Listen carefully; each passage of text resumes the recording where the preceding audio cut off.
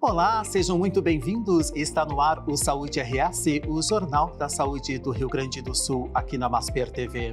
Eu sou Paulo Viana e agradeço a sua audiência.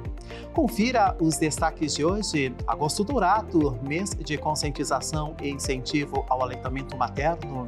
Saúde do homem, como os hábitos influenciam a saúde hormonal. Emergências médicas, saiba como socorrer um bebê engasgado. E a estreia do novo quadro Saúde Mental.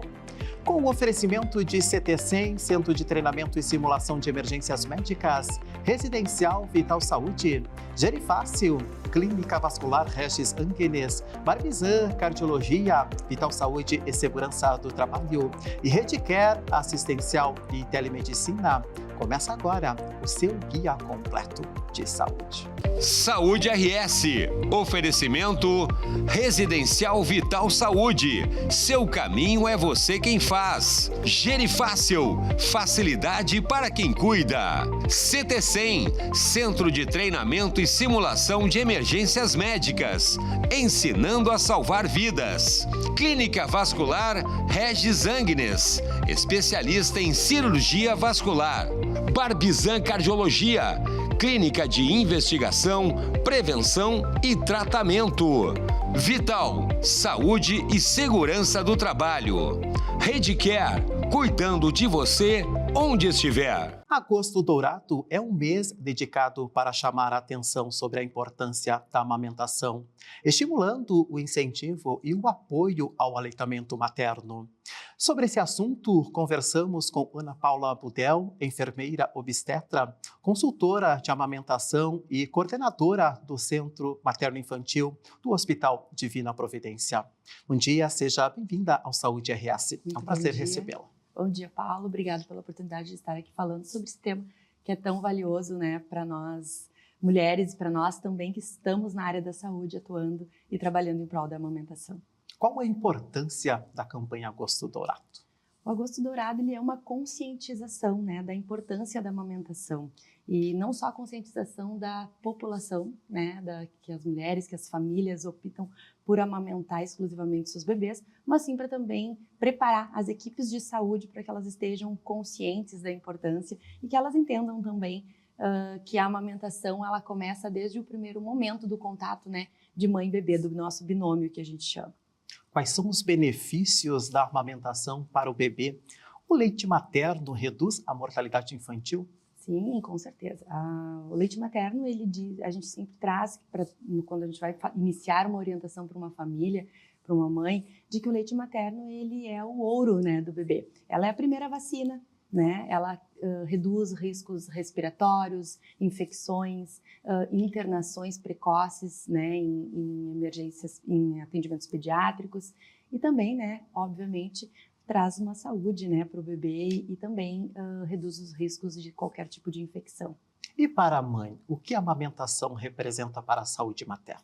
Além da questão do vínculo, né, mãe e bebê, né, é o primeiro momento, é o primeiro contato que ela tem com o seu filho, com certeza a amamentação ela reduz, né, o risco de doenças, né, como câncer de ovário, câncer de mama, né, e também traz questão do apoio emocional, da questão psicológica, faz com que a construção desse vínculo faça com que ela tenha redução de problemas psicológicos no puerpério. Até quantos meses a mãe deve amamentar? É indicado até os 6 meses de vida, exclusivo leite materno, sem necessidade nenhuma desse bebê receber água ou qualquer tipo de chá. E após os 6 meses, quando inicia a complementação com o alimento, com outro tipo de alimento, a indicação pelo Ministério da Saúde é que até os 2 anos de vida esse bebê receba o leite materno. Quais são os principais problemas de saúde do bebê relacionados à ausência da amamentação? Problemas respiratórios, né, as infecções virais, infecções bacterianas, internações precoces, né, de UTI ou até mesmo hospitalares, né, essas são as principais causas, assim, e a desnutrição. Quando alguns bebês não mamam corretamente, não recebem um alimento, então o bebê tem um risco maior de desnutrição. Como funciona a doação de leite materno? Quais são os passos para a mãe realizar a coleta? A mãe ela tem que fazer contato previamente, né, com um banco de leite, né? Lá no Hospital Divina nós não somos um banco de leite, mas nós temos uma parceria com o Hospital Presidente Vargas, ao qual nós oferecemos, né, nós doamos o leite excedente que as mães após um preenchimento de um cadastro e preencherem os critérios dessa doação, elas fazem a entrega desse leite para nós e nós encaminhamos para o Presidente Vargas. Esses critérios dentro dos critérios a carteirinha de pré-natal, né, completa, né, com nenhum tipo de algumas patologias dentro da gestação, que sejam critérios que vão impedir essa doação de leite. Então, hoje nós temos em Porto Alegre, né, bancos de leite, os principais, né, Hospital Fêmea, né, que é da rede hospitalar Conceição, o Hospital Presidente Vargas, que é da Prefeitura de Porto Alegre, nós temos a Santa Casa e o Hospital de Clínicas de Porto Alegre. E como funciona a coleta? A coleta ela tem que ser, quem recebe essa orientação, quem passa essa orientação para as mães é a equipe do hospital, tem que ter toda uma higiene, né, um cuidado com a mama, uma questão da própria temperatura do leite, ele tem que ser armazenado numa temperatura adequada, em frascos adequados, geralmente a gente orienta que façam frascos de vidro, mas sempre o banco de leite faz as orientações referentes ao seu banco de leite. Então, nós orientamos as mães dentro do hospital e o banco de leite faz a busca, a captação desse leite conosco, que é numa média de 2 litros por mês que a gente faz de doação para o Hospital Presidente Vargas. E para quais bebês esse leite é indicado? Os bebês prematuros, né? Todos os bebês menos de 37 semanas de gestação, eles são considerados prematuros. Então, a gente tem a indicação de que esses bebês recebam esse leite. Se ele não tem o leite da sua mãe, esse bebê no hospital onde tem a doação de leite, após passar por um processo de, vamos dizer, de pasteurização, ele recebe esse leite depois. Então, os bebês prematuros, bebês com qualquer tipo de patologia, seja por sonda, né, ele vai receber esse leite. Ou pela mamadeira também. Qual é o cenário do aleitamento materno no Brasil? O cenário do aleitamento materno é desafiador, vamos dizer, né? Porque a gente tem hoje fórmulas sendo vendidas, propagandas, né, acontecendo de leites, ao qual estão se trazendo como substituição do leite materno. E o leite materno, ele é insubstituível. Obviamente, a gente sabe que existe todo um contexto, né, de preparo para que essas fórmulas aconteçam, para uma substituição, uma questão de saúde dessa mãe, que ela não consiga amamentar. Mas o cenário de hoje, a gente está vendo que as mulheres elas estão buscando por este conhecimento. E nós, profissionais da saúde, dentro das instituições hospitalares e até mesmo que atuamos fora da instituição hospitalar, a gente consegue identificar que as mulheres hoje elas buscam por esse conhecimento.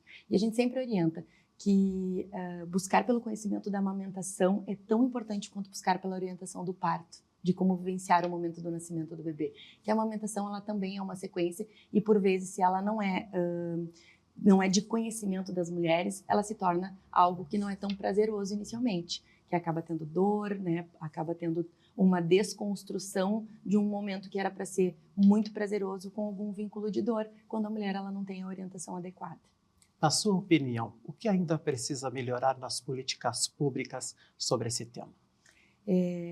Eu acredito que as instituições de saúde precisam treinar mais os seus profissionais, né, as suas pessoas colaboradoras hoje, para que esses profissionais eles estejam preparados para poder fazer a orientação dessas pacientes. E essas pacientes consigam, com isso, sair das instituições onde elas optam por ganhar os seus bebês com a orientação adequada, tirando as suas dúvidas e tornando a amamentação algo mais leve e não algo pesado, como acontece por muitas vezes com as mulheres no puerpério. Você é a coordenadora do Centro Materno-Infantil do Hospital Divina Providência. Como funciona o trabalho desenvolvido no cuidado com as mães e os bebês desde o nascimento? As mulheres, então, elas recebem toda a orientação desde o seu trabalho de parto, né? Com a importância do contato pele a pele acontecer. O contato pele a pele é o primeiro vínculo que acontece. Após o olhar de mãe e bebê, o primeiro vínculo que acontece é o contato pele a pele. Com isso, a gente consegue identificar que ali a mulher começa a construir o seu vínculo. E é isso que nós trabalhamos hoje com o meu time dentro do Centro Materno-Infantil do Hospital Divina. A gente trabalha para que os profissionais eles estejam treinados, capacitados, que tenham uma empatia, aquele acolhimento de identificar as dificuldades que a mulher está enfrentando para que a gente consiga oferecer. Obviamente, nós oferecemos a oportunidade de orientar essa mulher, mas nem todas as mulheres querem e está tudo certo. Então, a gente tem que respeitar até onde essa mulher quer né, também amamentar. Então, nós passamos por todo um processo de orientação, nós treinamos as equipes, acolhemos essas famílias e o processo de amamentação ela acontece no primeiro minuto de vida, né? Se a mulher tem interesse, se o bebê busca por aquele momento de mamar, a gente já inicia o processo de amamentação naquele período. E aí, dá seguimento, né, durante o seu período de internação, que tem uma duração de até 48 horas, a maioria das mulheres de 36 a 48 horas, e a gente passa por todo o processo. Os bebês, eles têm que sair iniciando com o processo de sucção adequado, né, com eliminações, que daí as eliminações fisiológicas, que faz com que entenda que esse bebê está recebendo o seu mamazinho adequado. Qual a mensagem gostaria de deixar neste agosto dourado? Que as pessoas busquem por conhecimento, né? Busquem porque as mulheres se preparam então para o parto e às vezes a dor maior é na amamentação. Então busquem por ler, por profissionais que estejam capacitados para que esse momento aconteça de uma forma leve, né? De uma forma prazerosa e procurem ajuda também da família. Né? A gente diz muito que quando a mulher ela tem uma construção familiar para poder se auxiliar, faz com que seja menos dolorido, né? Mais prazeroso esse momento. Ana Paula Budel, enfermeira, coordenadora do Centro Materno Infantil do Hospital Divina Providência. Agradecemos pela presença no Saúde RS. Muito obrigada, um ótimo dia. Pode ser. E agora eu tenho um recado da Gerifácil para você. Confira. Você conhece a Gerifácil? Um sistema para facilitar a vida de quem cuida em LPIs e home care? Com soluções práticas e seguras, garantimos mais tempo aos profissionais da saúde. Não perca tempo com burocracia, escolha a tranquilidade. Quer saber mais? Acesse o QR Code que está na sua tela. Gerifácil, cuidado de verdade na palma da sua mão. Depois do intervalo, temos o 4 Saúde do Homem. Fique com a gente, já voltamos.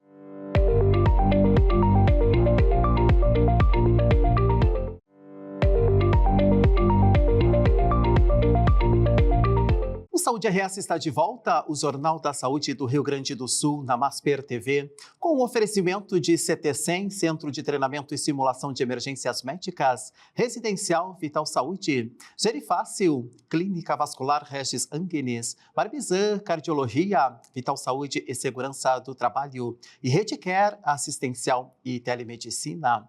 Seu coração está em dia? Confira o recado que eu tenho da Barbizan Cardiologia.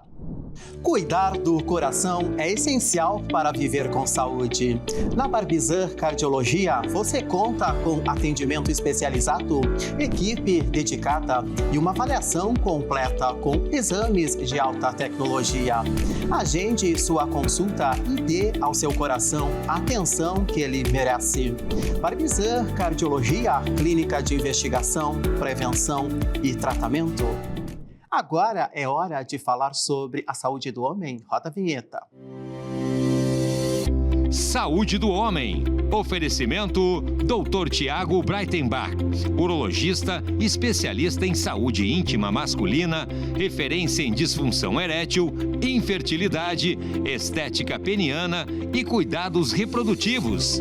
Porque saúde masculina é assunto sério e cuidar dela é ter qualidade de vida.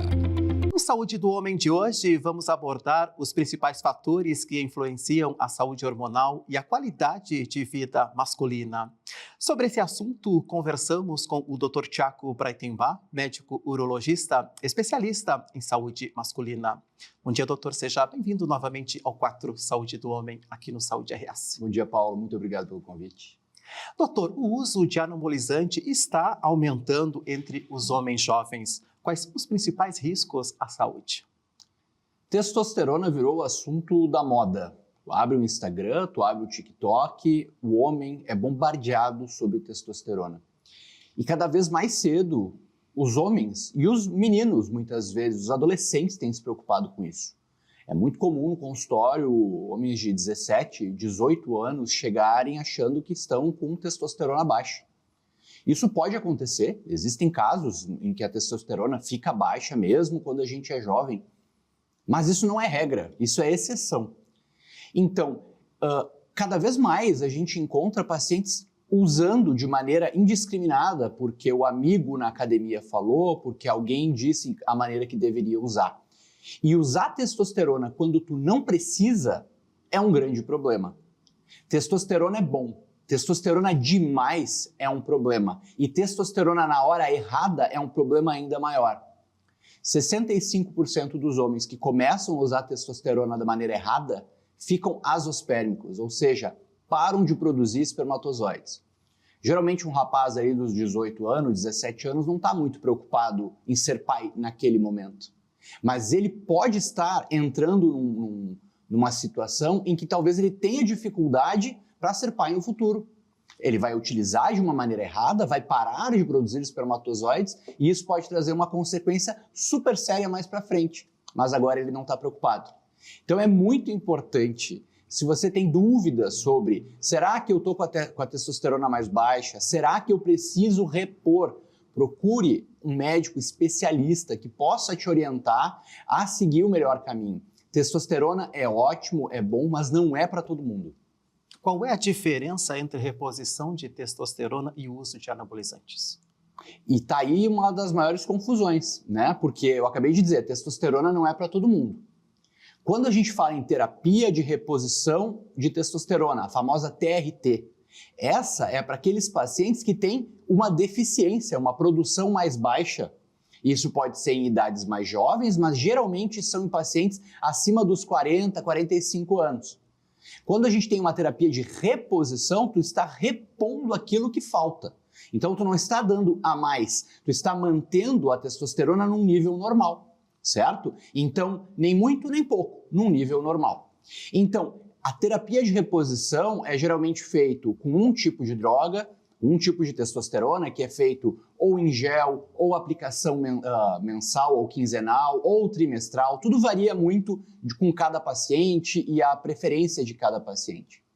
Já quando a gente fala em ciclo, ciclo significa utilizar a testosterona para a gente ficar com uma dosagem no sangue acima do fisiológico. Então a gente está falando de homens com a testosterona acima de 1.000, 1.500, 3.000, 4.000. Esses pacientes estão em busca, geralmente, de ganhos estéticos. Só que a testosterona, na verdade, ela empresta. Ela te dá saúde, mas ela te dá músculo, mas ela rouba da tua saúde. Então isso é muito preocupante. Fazer um ciclo geralmente envolve utilizar mais de uma droga. Na grande maioria das vezes, drogas de procedência completamente duvidosa. São compradas no Paraguai, eu tenho certeza que está correta porque está escrito aqui o nome.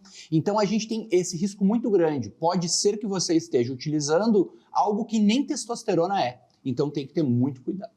O álcool, o cigarro e outras drogas podem impactar a qualidade de vida do homem? O cigarro, com certeza absoluta, é um dos maiores malefícios que tu pode trazer para a tua vida pessoal e sexual. O cigarro ele vai destruir o endotélio. O que é o endotélio? É a camada de dentro das artérias. A gente sabe que no pênis não há osso, é apenas sangue e músculo. O endotélio é muito importante, que é por dentro dele que vai passar o sangue. Se tu usa uma substância que é o cigarro, que vai destruir o teu endotélio, tu acaba tendo dificuldade de mandar o sangue para o teu pênis. Ou seja, vai ter um problema de ereção. O álcool é um pouco diferente. O álcool, inicialmente, ele até pode dar uma desinibição, pode ajudar o rapaz, o jovem, a ir para a festa e conseguir se desinibir e até ter uma relação sexual melhor. O problema é o uso excessivo e o uso constante, o uso crônico. Isso pode trazer danos permanentes para a saúde desse homem. Isso sem falar nas anfetaminas, cocaína. Esses estimulantes acabam causando problemas cardiovasculares. Tudo isso associado ao uso de energéticos, a outras drogas e uma grande mistura que é feita, às vezes até mesmo uma tadalafila que é utilizada ao mesmo tempo, esse homem, mesmo que não tenha problema cardiovascular, pode ter um infarto no meio da festa porque fez uma grande mistura de diversas substâncias. Quais alimentos são mais importantes para a saúde hormonal masculina? Essa pergunta é muito comum, todo mundo quer saber o alimento afrodisíaco, o que vai ser aquela alimentação que vai fazer com que eu performe melhor na cama. Isso não existe. Milagre não existe. Não vai existir um alimento, uma única coisa que tu vais tomar que vai melhorar tudo aquilo que tu fez de errado durante a semana. Então, na verdade, uma boa ereção, uma vida sexual ou uma qualidade de vida melhor depende das tuas escolhas do dia a dia. Então, uma boa alimentação todo santo dia vai te trazer uma melhora na qualidade de vida. E o que é uma boa alimentação? Eu brinco com os pacientes que hoje em dia todo mundo sabe o que é um bom alimento e o que é um mau alimento.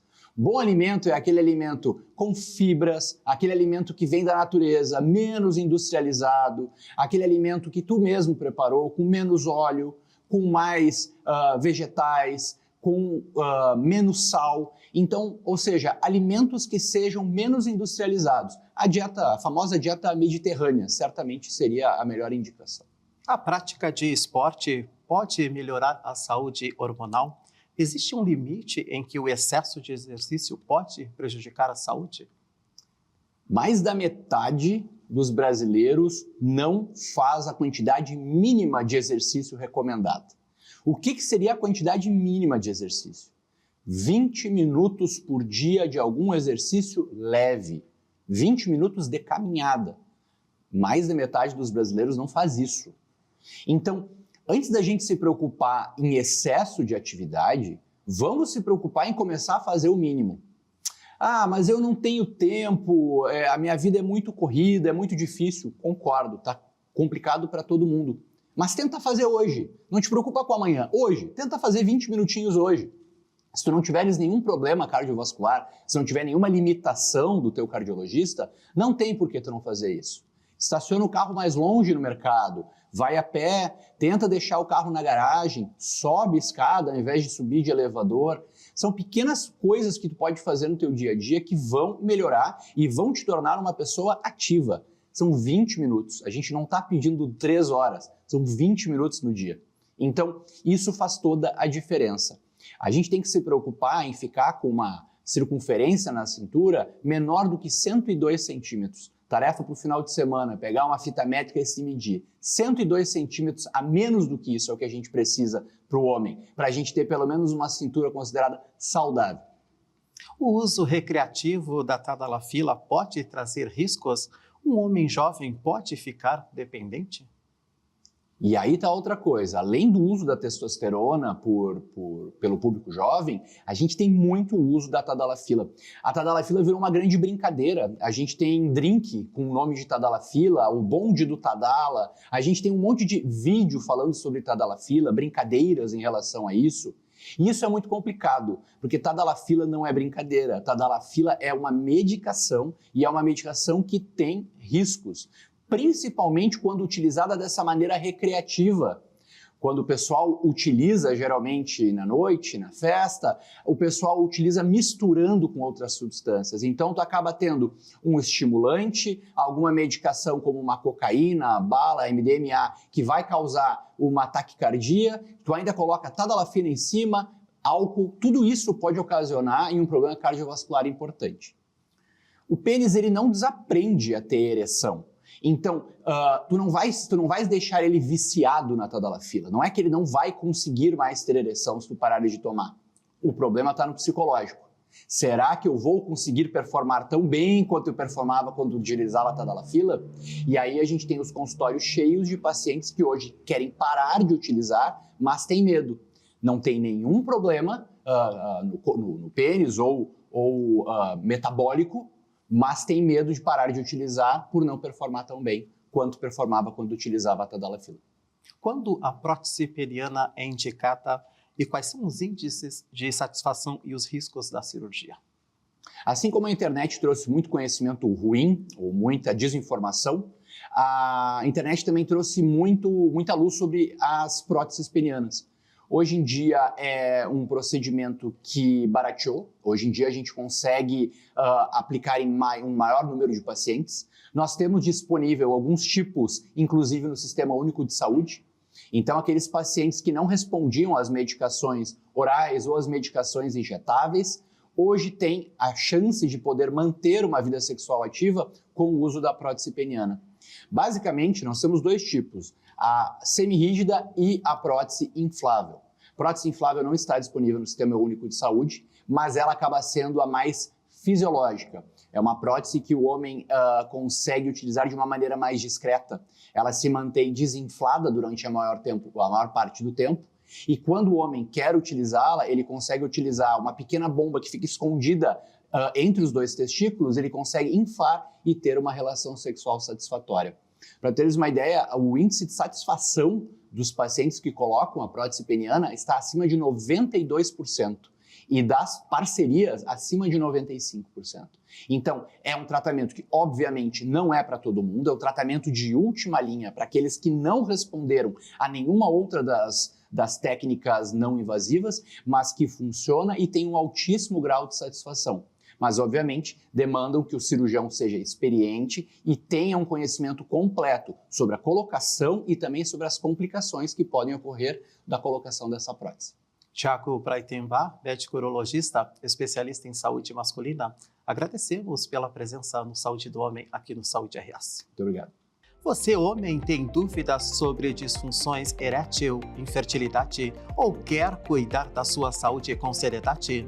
O Dr. Tiago Breitenbach, médico urologista, especialista em saúde masculina, é referência em infertilidade, disfunções sexuais, estética peniana e cuidados reprodutivos.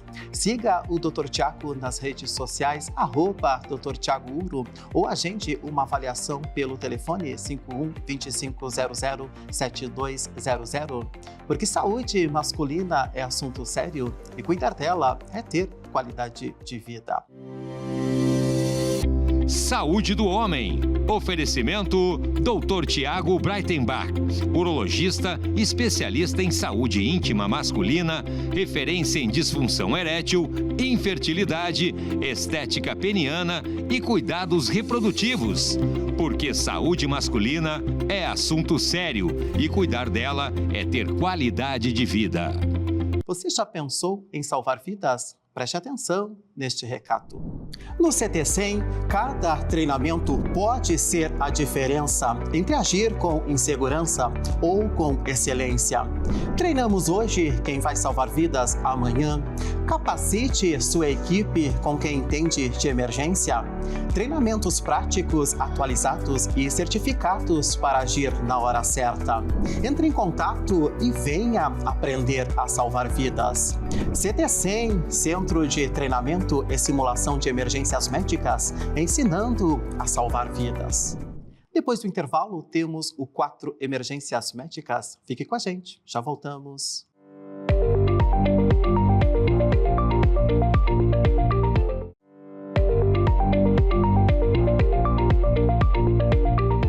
O Saúde RS está de volta, o Jornal da Saúde do Rio Grande do Sul, na Masper TV, com o oferecimento de CT100, Centro de Treinamento e Simulação de Emergências Médicas, Residencial Vital Saúde, Gerifácil, Clínica Vascular Regis Angenes, Barbizan, Cardiologia, Vital Saúde e Segurança do Trabalho e Redcare, Assistencial e Telemedicina.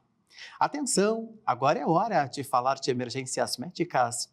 Vamos aprender como socorrer um bebê engasgado? Roda a vinheta. Emergências Médicas. Oferecimento CT100, Centro de Treinamento e Simulação de Emergências Médicas. Ensinando a salvar. Você saberia reconhecer os sinais de um engasgo em um bebê e como agir corretamente para prestar o socorro? Quem vai explicar a técnica e orientar como agir corretamente é a enfermeira Cláudia Helena, coordenadora do Núcleo de Segurança do Paciente do Hospital Centenário e instrutora do CT100 nos cursos de suporte avançado de vida em cardiologia, suporte avançado de vida em pediatria e suporte básico de vida. Bom dia, seja bem-vinda ao 4 Emergências Médicas aqui no Saúde RS. Bom dia, Paulo. Bom dia, telespectadores. Muito obrigada pelo convite de poder estar aqui de falar um assunto tão importante. Quais são os tipos mais comuns de engasgo em bebês e até que idade eles são considerados bebês? Ah, sim. Pela American Heart Association, eles descrevem os bebês, classificam os bebês acima de um ano, de 29 dias de vida até 1 ano de idade. Acima de 1 ano de idade se considera criança. Então, criança, bebê ou lactente de 29 dias de vida até 1 ano de idade. Quais fatores pode levar a um engasgo? São vários, né? Geralmente está bem relacionado à própria imaturidade de um sistema tão complexo dos bebês, que compreende deglutir, respirar e engolir. Mas tem diversos outros fatores. Relacionados é importante a gente caracterizar que existem 3 tipos de engasgo, né? Por exemplo, os engasgos com líquidos, os engasgos com sólidos e com objetos também. Então, no caso dos líquidos, os fatores, as causas estão mais relacionadas à posição incorreta do bebê na hora de mamar, a pega inadequada na amamentação, e estamos falando também sobre o agosto dourado, né? A pega inadequada, ao fluxo muito grande de leite que não condiz com a capacidade do bebê de deglutir. Em relação à questão dos alimentos sólidos, aí a gente pode considerar que as causas são, muitas vezes, o tamanho inadequado do alimento, alimentos lisos, redondos, como, por exemplo, uvas, podemos dar o exemplo de tomate cereja, ou salsicha, pedaço de salsicha, que a criança não consegue, não tem habilidade para deglutir, para mastigar, ou ainda a consistência dos alimentos que está inadequada para a capacidade da criança. E ainda também tem as causas que são também muito preveníveis, todos os engasgos, a maioria são preveníveis, mas relacionados a objetos. Então, os pequenos objetos como tampinhas, brinquedos muito pequenininhos, porque a criança conhece o mundo pela boca. A criança na fase oral, o bebê conhece o mundo pela boca, então tudo vai para a boca. Então, se precisa ter um extremo cuidado para não deixar esses pequenos objetos perto do bebê, porque vai para a boca e ele pode acabar engasgando. Como saber que esse bebê está engasgado? Quais sinais ele apresenta e que devemos observar? Isso é bem importante, Paulo, porque daí a gente pode fazer 3 distinções. Por exemplo, a gente tem a obstrução parcial da via aérea, onde a criança está engasgada, mas existe passagem de ar.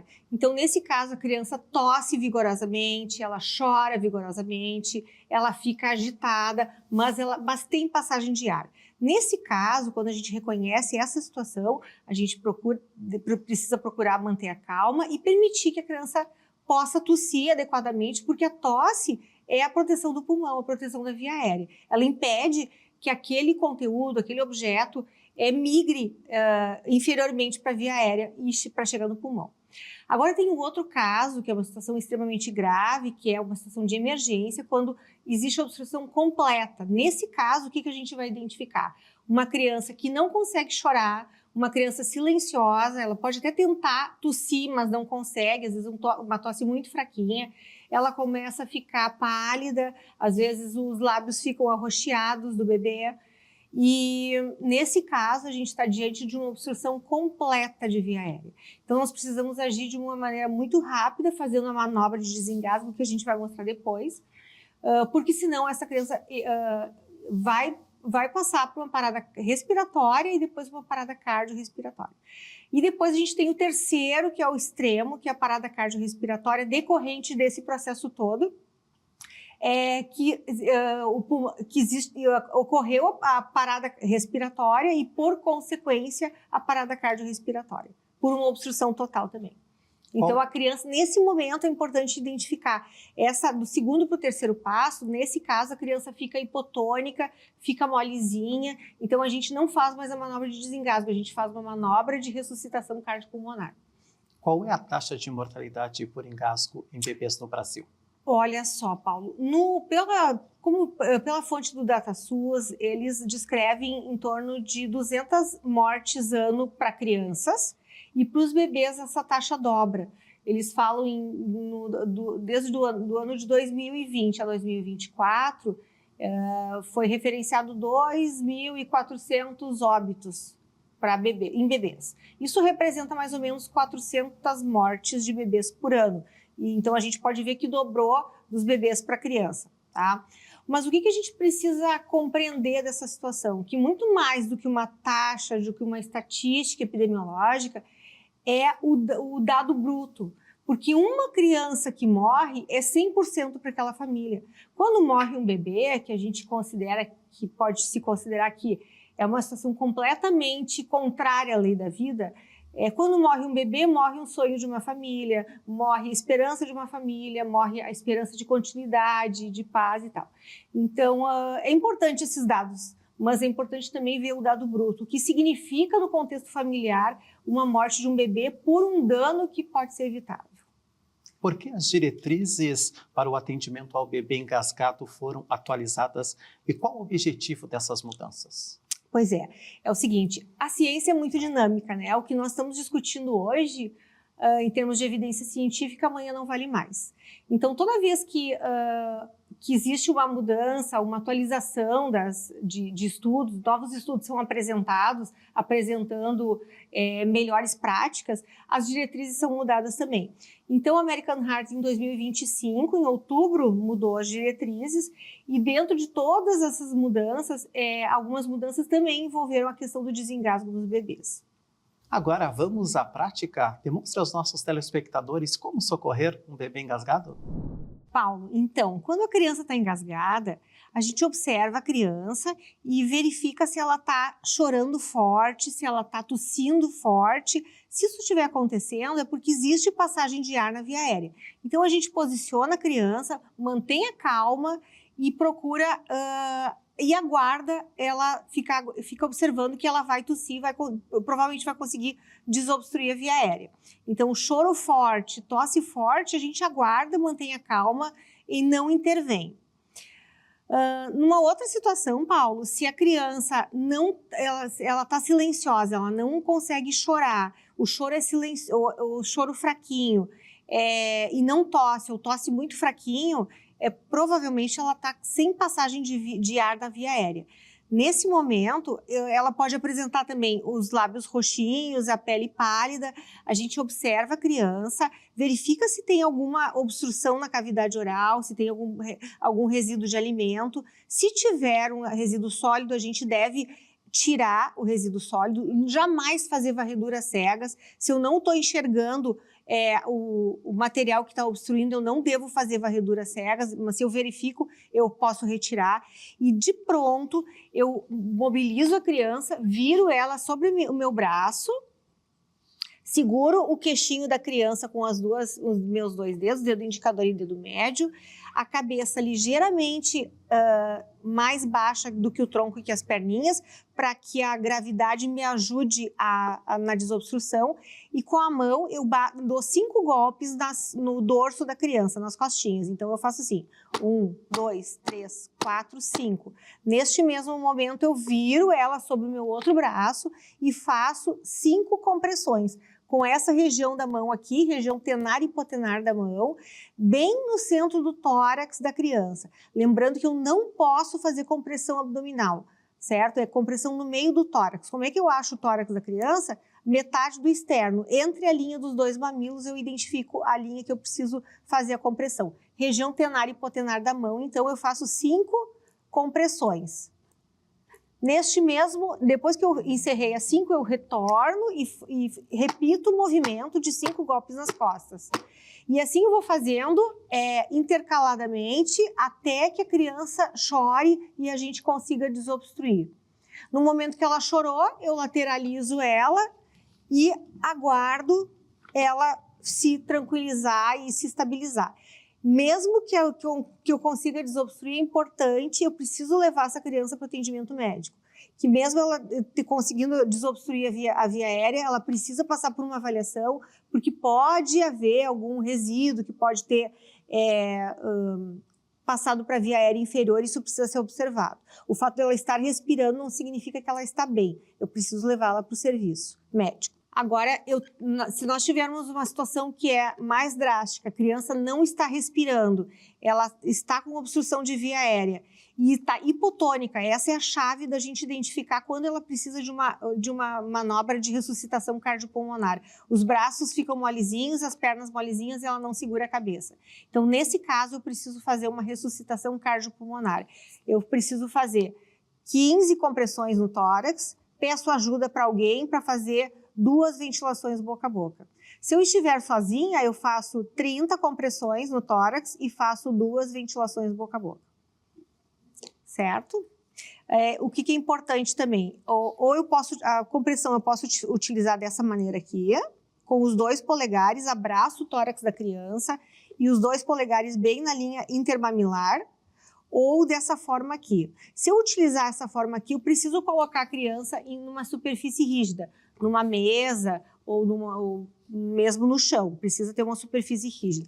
Se eu utilizar os 2 polegares, eu consigo manter a pressão e a superfície rígida porque eu estou abraçando a criança. E aí, imediatamente, chamar o serviço médico. Cláudia Helena, enfermeira e instrutora do CT100, agradecemos pela presença no quadro Emergências Médicas aqui no Saúde RS. Muito obrigada. Eu que agradeço. Até o próximo. Você atua no atendimento pré-hospitalar em emergências ou é profissional da saúde e quer se atualizar nessa área? Confira na sua tela os cursos com inscrições abertas do CT100. Para mais informações e inscrições, entre em contato pelos telefones que estão na sua tela. Invista na sua formação e esteja preparado para salvar vidas. Emergências Médicas. Oferecimento CT100, Centro de Treinamento e Simulação de Emergências Médicas. Ensinando a salvar. No próximo bloco, temos mais uma estreia aqui no Saúde RS, o novo quadro Saúde Mental. Fique com a gente, já voltamos.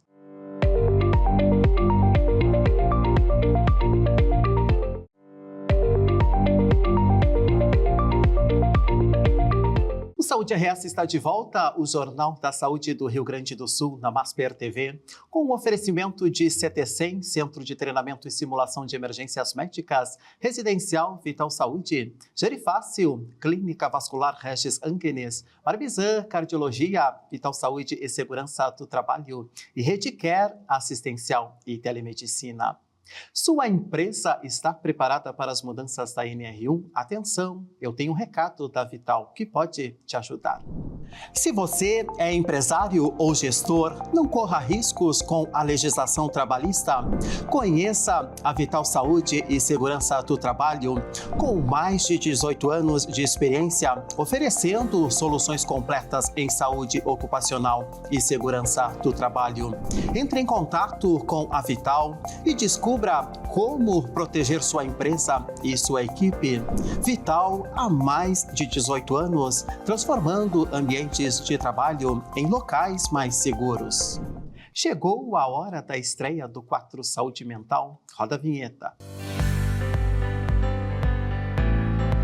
E hoje estreia o quadro Saúde Mental aqui no Saúde RS, um espaço para levar informação e conscientização sobre um tema que precisa cada vez mais ser debatido.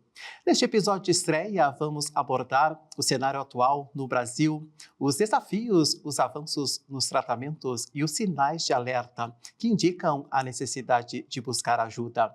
Para nos ajudar a entender esse tema, recebemos o psicólogo Felipe Cordioli, coordenador da psicologia na Clínica São José. Bom dia, seja bem-vindo à estreia do quadro Saúde Mental aqui no Saúde RS. É um prazer recebê-lo. Bom dia, Paulo. Um prazer estar aqui contigo. Espero poder ajudar nessa discussão tão importante para nós. Qual a importância de abordar a saúde mental e ampliar o debate sobre esse tema? Como definimos a saúde mental? Bom, eu acho que, primeiro, antes de qualquer coisa, é importante que a gente saiba do que a gente está falando. Saúde mental não é simplesmente a ausência de doença, de um transtorno mental. Saúde mental também é o bem-estar que a gente tem no nosso dia a dia, como que a gente lida com nossos problemas, como lida com preocupações, como mantém relacionamentos saudáveis e, claro, também essa parte, então, das doenças mentais. Como que eu faço para tratar, então, esses transtornos mentais, de forma que eles não venham a tornar a minha vida mais difícil ou mais sofrida.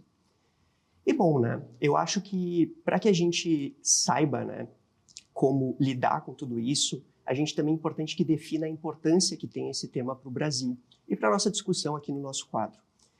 A saúde mental, hoje em dia, infelizmente, eu acho que ainda é uma das partes da saúde ainda mais negligenciada. A gente participa aí de várias conversas, programas, e a gente vê que ainda é um tema, infelizmente, pouco tratado, pouco debatido.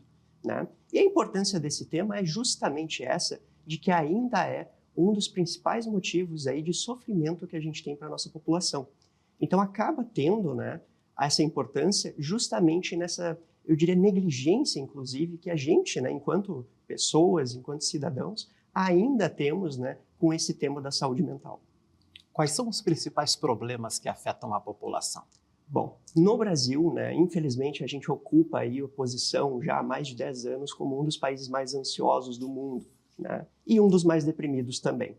Então, esses dois principais problemas aí que nos afetam ainda constituem boa parte do que a gente encontra nos nossos centros clínicos, nas nossos consultórios, né? Então, problemas com ansiedade, problemas com depressão, que vêm ali de algum tempo já, né? E vem piorando cada vez mais. Então, a gente tem visto cada vez problemas em pessoas mais jovens, pessoas mais velhas também, nos idosos, né? Cada vez, então, sintomas mais graves e com esse início mais cedo, né?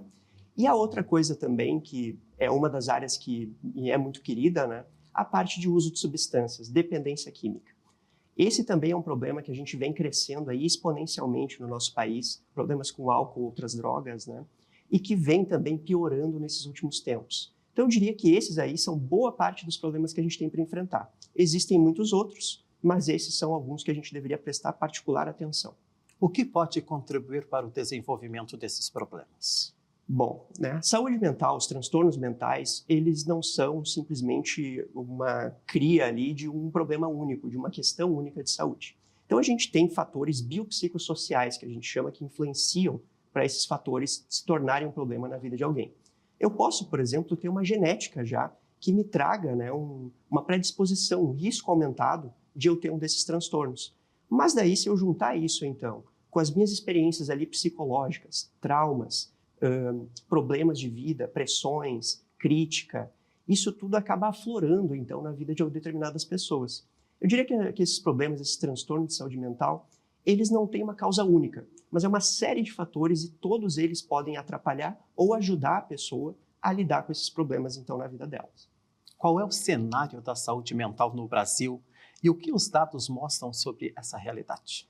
Bom, né, então, esse dado que eu trouxe, né, o país ainda como um dos mais ansiosos do mundo, é uma coisa que nos preocupa muito, né?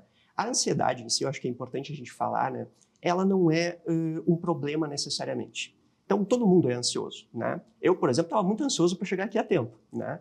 Mas tem muitas, então, dessas questões, né, que não necessariamente, por exemplo, a tristeza é um problema, a ansiedade é um problema. O problema é o exagero disso, né, o descontrole disso na vida de alguém.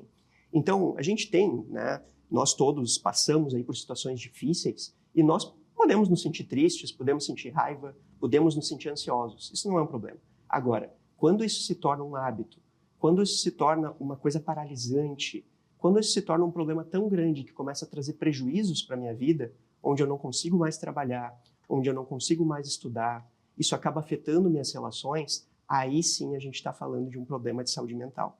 E acho que é importante, né, que a gente também cite dois grandes acontecimentos aí que vêm nos trazendo grandes consequências para esse cenário da saúde mental no Brasil. Primeiro, a pandemia, né, começando ali em 2020, que foi um grande problema aí de saúde mental para todo mundo, e que eu diria que, inclusive, a gente não sabe ainda a extensão dos danos que isso causou na saúde mental da população. É uma coisa que talvez daqui a alguns anos a gente vai ter uma ideia, né? E o outro, né, um pouco mais recente, as enchentes também aqui no estado. Então, são dois grandes problemas aí que não afetaram somente pessoas de determinadas regiões, de determinados ciclos, afetaram o estado inteiro, afetaram o mundo inteiro. Então, esses grandes eventos, eles também, né, colocam ali um risco, um perigo muito maior para a saúde mental de todos nós. E é importante, então, que a gente comece a falar não só como tratar essas doenças, mas como prevenir também o aparecimento delas. Quais são os desafios das políticas públicas e o que ainda precisa avançar nessa área? Bom, eu acredito que a primeira coisa seja o estigma. A gente ainda tem um estigma muito grande com o transtorno mental. Eu acho que muito já evoluiu nesse sentido nos últimos anos, mas ainda tem um longo caminho pela frente. Da gente entender que o psiquiatra, o psicólogo, eles não são para louco. São profissionais da saúde assim como qualquer outro. E esses tratamentos, essas doenças, aliás, elas não escolhem uma pessoa, elas não escolhem uma vítima. Qualquer pessoa está sujeita a isso, quando passa por uma situação traumática, quando passa por muitos problemas, muitas pressões, né? E da mesma forma, eu sinto que, em termos de saúde pública, a gente ainda tem que encontrar uma forma de fazer esse acesso à saúde mental chegar, principalmente nas populações mais carentes, né? De difícil acesso, regiões isoladas do país, que têm ainda muito pouco acesso a esse tipo de serviço, principalmente serviço especializado em saúde mental. Então, são grandes desafios pela frente, né? Eu sinto que ainda existe, ainda carece um pouco do interesse da gente, enquanto área da saúde em geral, fomentar a saúde mental, principalmente enquanto prevenção, promoção de saúde, mas, né, a jornada, a nossa missão, então, é essa, trazer esses cuidados cada vez para mais pessoas, né, ampliar o acesso e também trazer tratamentos eficazes aí, principalmente, né, para essa questão dos transtornos mentais que a gente está conversando. Quais são os avanços da psiquiatria no Brasil e o que há de novo na área do tratamento? Bom, uma coisa boa, né, uma notícia boa para esse tema todo é que hoje em dia a gente dispõe de muitos recursos, né? Então a gente tem hoje em dia medicações muito seguras para serem usadas, né, nesses contextos de saúde mental. Não tem aquele estigma mais antigamente de ficar dopado ou coisas nesse sentido, né? Então a gente tem medicações muito seguras, muito eficazes. A gente tem medicações, por exemplo, né, que a gente faz uso, por exemplo, lá na Clínica São José, onde o paciente que tem dificuldade, por exemplo, de tomar uma pílula todo dia, né, um comprimido todo dia, pode, por exemplo, fazer uma injeção uma vez por mês e ele está medicado durante aquele mês inteiro, né? A gente também tem avanços aí no mundo a respeito de tratamentos mais inovadores, como, por exemplo, psicocirurgias, né, e outros tratamentos aí de ponta que estão sendo estudados, né? E a minha área de interesse específico, né, a minha prática profissional, a gente dispõe também hoje em dia de modelos de terapia muito eficazes para esses transtornos, né? Então, modelos aí testados cientificamente, aprovados cientificamente, protocolos bem embasados. A questão só é que a gente encontra as ferramentas certas para os problemas certos, né? Então, da mesma forma que não existe uma medicação para tudo, não existe uma terapia para tudo também. A gente precisa encontrar aquela terapia para ajudar naquele problema específico. Seja uma terapia em grupo, seja uma terapia individual, seja uma terapia de família, uma terapia de casal, enfim. Mas encontrar a ferramenta certa para o problema certo. Quais são os sinais de que uma pessoa precisa de ajuda e o que fazer nesse momento? Bom, né, saúde mental é um tema bem amplo, né? Mas se a gente for falar sobre sinais de alerta, sinais de risco, então, de que a gente pode observar ali no nosso familiar, no nosso colega de trabalho, né? Eu acho que uma das coisas principais para a gente se atentar nesse sentido é aquela pessoa que começa a mudar de alguma forma. Começa a ficar mais irritada, começa a ficar mais prepotente, responder. Isso é um sinal de alerta. Como também, por exemplo, aquela pessoa que deixa de fazer as coisas, né, que eram importantes na vida dela. Eu deixei de trabalhar, deixei de estudar, começo a permanecer muito tempo trancada no meu quarto, sem fazer nada, né? É difícil para mim levantar de manhã, fazer as coisas, né? E outros tantos sinais aí que podem aparecer, então a pessoa muito preocupada, a pessoa que se cobra muito também, né? Todos esses são sinais aí de alerta, né? Mas lembrando então que é uma junção de fatores, né? Não quer dizer que simplesmente por a pessoa passar por uma situação difícil, ela vai desenvolver um transtorno mental. Mas quando a gente começa a ver então esses prejuízos, né, que aparecem em decorrência desses sintomas, aí é o momento de procurar ajuda. Qual mensagem gostaria de deixar aos nossos telespectadores? Bom, acho que o principal, né, é não se eximir de buscar ajuda. Se a gente observou isso, seja em nós mesmos, seja num familiar, seja em alguém do nosso círculo ali social, fomentar essa pessoa, estimular essa pessoa de que vá buscar ajuda, né?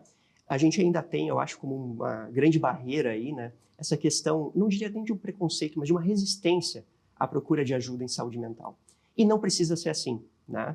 Eu acho que quando a gente busca ajuda e vê o benefício que isso pode nos trazer, aquilo ali já fica bem mais fácil. Então a mensagem que eu tenho é essa: se a gente identificar alguma coisa que está de errado, estou me sentindo diferente, comecei a ter prejuízos na minha vida, ou estou vendo que o meu familiar está tendo, vou lá buscar ajuda então. Eu acho que esse é um grande passo aí para a gente começar a mudar esse cenário tão complicado que a gente está vivendo em termos de saúde mental aqui no Brasil. Felipe Cordioli, psicólogo e coordenador da psicologia da Clínica São José, agradecemos por estar conosco na estreia do 4 Saúde Mental aqui no Saúde RS. Eu que agradeço, Paulo. Espero ter sido muito proveitosa a nossa conversa de hoje. Gostaria de participar da Health Meet Brasil Sindiospa 2026, a maior feira de saúde do sul do Brasil? Confira o vídeo e saiba como fazer parte deste grande evento que acontece em setembro na Fiergs, em Porto Alegre, no Rio Grande do Sul. Vem aí a 4ª edição da Health Meeting Brasil Sindiospa, o grande encontro da saúde no sul do Brasil. Faça seu credenciamento gratuito, de 22 a 24 de setembro na Fiergs, em Porto Alegre. Profissionais, gestores e lideranças reunidos em um ambiente de negócios, congressos, tecnologia e inovação. Inscreva-se hmbrasilfeiras.com.br. Realização HM Brasil Feiras e Sindiospa. Patrocínio Unicred, Unimed Porto Alegre e MetLife Hospitalar. Apoio Sebrae. Você pode participar do programa pelo nosso Instagram, @MasperTV, ou pelo WhatsApp 51995171412. Hoje ficamos por aqui, agradecemos a sua audiência. Voltamos no próximo sábado com mais informações sobre saúde para você. Até lá, um excelente final de semana. Se cuide! Saúde RS. Oferecimento Residencial Vital Saúde. Seu caminho é você quem faz. Gerifácil. Facilidade para quem cuida. CT100. Centro de Treinamento e Simulação de Emergências Médicas. Ensinando a salvar vidas. Clínica Vascular Regis Agnes. Especialista em cirurgia vascular. Barbizan Cardiologia. Clínica de investigação, prevenção e tratamento. Vital, saúde e segurança do trabalho. Redcare, cuidando de você onde estiver.